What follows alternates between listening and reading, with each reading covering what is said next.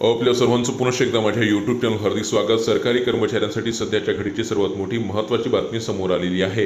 राज्यातील लाखो कर्मचाऱ्यांच्या संदर्भातल्या 5 वेगवेगळ्या मागण्यांच्या अनुषंगाने एक अत्यंत महत्त्वाची अपडेट देणारा आजचा हा संपूर्ण व्हिडिओ आहे।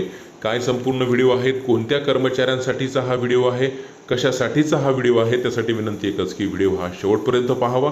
तसंच याआधी जर आपण आमचं यूट्यूब चॅनल सबस्क्राईब केलं नसेल तर निश्चितच चॅनलला सबस्क्राईब करा, समोरील बेल आयकॉनला सुद्धा क्लिक करा, म्हणजे नवीन व्हिडिओचे नोटिफिकेशन आपणास नेहमीच मिळत राहतील।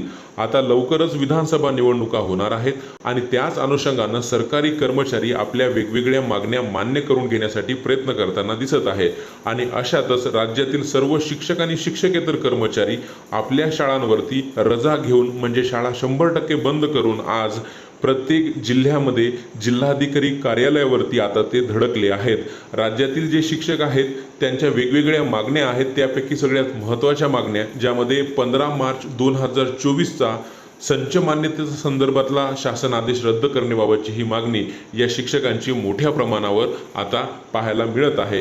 सोबतच 1 नोव्हेंबर 2005 रोजी आणि तदनंतर सेवेत दाखल झालेल्या सरकारी कर्मचाऱ्यांना, विशेष करून शिक्षकेतर कर्मचाऱ्यांना जुनी पेन्शन योजना लागू करण्यात यावी, ही सुद्धा मागणी याच आंदोलनाच्या माध्यमातून आता पुढे आलेली आपल्याला पाहायला मिळत आहे।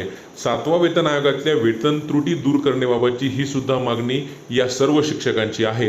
राज्यातील जे शिक्षक 2004 रोजी किंवा त्यानंतर हे शिक्षक म्हणून सेवेत दाखल झालेले आहेत, अशा सर्व शिक्षकांना 7वा वेतन आयोग लागू झाल्यानंतर त्यांच्या वेतनामध्ये अतिशय अल्प वाढ म्हणजे बेसिकमध्ये फक्त 700 रुपयांची वाढ होत आहे, जी की अतिशय नगण्य आहे आणि शिक्षकांना कोणतेही पदोन्नती नसल्यामुळे, कोणतेही वेतन वाढ त्यांना पदोन्नती मिळाल्यानंतर मिळत नसल्यामुळे ही 700 रुपयाची वाढ जी आहे ही शिक्षकांना अतिशय तटपुंजी आहे, अशी त्यांची भावना असल्यामुळे आज लाखो शिक्षक हे आक्रोश मोर्चाच्या माध्यमातून आज जिल्हाधिकारी कार्यालयावरती धडकले आहेत।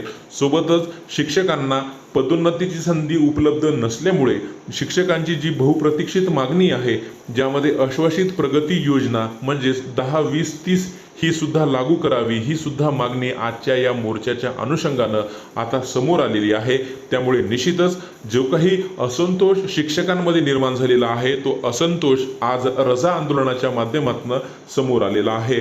सोबतच शिक्षकांची पुढील जी महत्त्वाची मागणी आहे त्यामध्ये मुख्यालयी राहण्याची अट आता रद्द करण्याबाबत, बरेच शिक्षक आता मुख्यालयी राहत नसल्यामुळे बऱ्याच वेळा जे काही लोकप्रतिनिधी आहेत ते त्यांच्या मुख्यालयाचा विषय आता काढत असतात, त्यामुळे शिक्षकांना मानसिक त्रास होत असतो।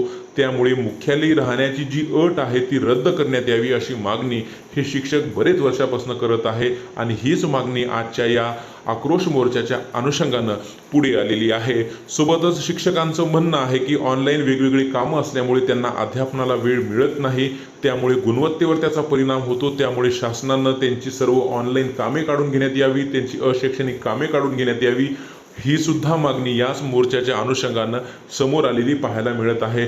सोबतच आता अर्ध वर्ष उलटून गेलं तरी बऱ्याच शाळेतील विद्यार्थ्यांना अजून दुसरा गणवेश सुद्धा प्राप्त झाला नाही, जो गणवेश शासनाकडून त्यांना दिला जाणार होता। त्यामुळे निश्चितच अशा बऱ्याच मागण्या आहेत, ज्या मागण्यांच्या अनुषंगाने राज्यातील लाखो शिक्षक आज रजा घेऊन आक्रोश मोर्चाच्या अनुषंगाने आज रजेवरती होते। त्यामुळे निश्चितच विधानसभेच्या पार्श्वभूमीवर येत्या काळामध्ये राज्य शासन या मागण्यांच्या अनुषंगाने काय निर्णय घेते ते आपल्याला पाहावं लागणार आहे। रोज नवीन असेच महत्त्वपूर्ण निर्णय बातम्यांसाठी चॅनलला सबस्क्राईब करा।